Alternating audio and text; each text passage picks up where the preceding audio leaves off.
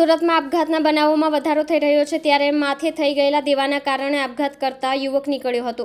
જો કે તેણે બહેનને ફોન કરીને સમગ્ર કેફિયત કહ્યા બાદ તાપી નદીનો ફોટો પણ મોકલ્યો હતો। જો કે બહેને પોલીસને જાણ કરી દીધી હતી, જેથી પોલીસનો કાફલો તાત્કાલિક પહોંચી જતા યુવકને બચાવી લીધો હતો। યુવકે બહેનને ફોન કરીને કહ્યું કે આર્થિક દેવું ખૂબ વધી ગયું છે, હવે મારી પાસે મરવા સિવાય બીજો કોઈ રસ્તો નથી।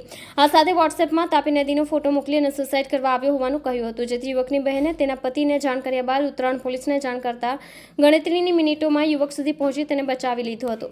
પોલીસે યુવકના નંબરના આધારે કાપોદ્રા પાસેથી પકડી પાડ્યો હતો। યુવકને આત્મહત્યા કરવા જતાં રોકી પોલીસ સ્ટેશન ખાતે લાવી તેની અટકાયત કરી હતી।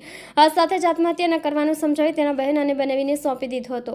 એસીપી આરપી ઝાલાએ કહ્યું કે આ યુવકનું આત્મહત્યાના પ્રયાસનું કારણ આર્થિક દેવું થઈ ગયું હતું। યુવક ઓનલાઈન બિલ ભરવાનું કામકાજ કરતો હતો, જેથી આર્થિક સંકળામણ થઈ જતાં આ પગલું ભરવાનું વિચાર્યું હતું। બાદમાં તેને કાઉન્સેલિંગ માટે મોકલાયો છે।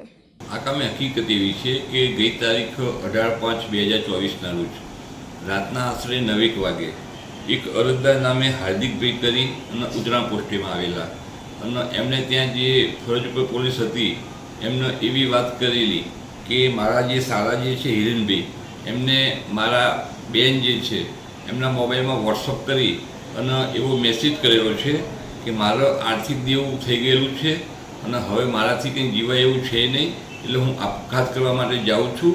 અને એમને વોટ્સઅપમાં જે તાપી લીકદારના જે છે એ ફોટા પણ મૂકેલા હતા, જેથી ઉત્તરાયણ પોલીસ જે છે એ તાત્કાલિક જ આ જે આપઘાત કરવા માટે જે ગયેલા એમના મોબાઈલનું લોકેશન મેળવી લઈ અને અરજદારને સાથે રાખી અને તપાસ કરતાં આ મળી આવતા એમને ઉત્તરાયણ પોસ્ટે લાવવામાં આવેલા અને એમને પછી કાઉન્સેલિંગ અને સમજાવટ કરવામાં આવેલી।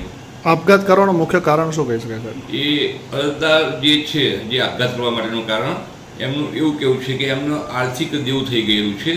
એ કંઈક ઓનલાઈન જે છે એ બિલો ભરવાનું કામ કરતા હતા અને એમાં એમને 17 થી 20 લાખનું દેવું થઈ ગયેલું છે, જેથી આ આર્થિક સંકળામણના કારણે એમને આજે સુસાઇડનું પગલું ભરવા માટેનું વિચારેલું હતું।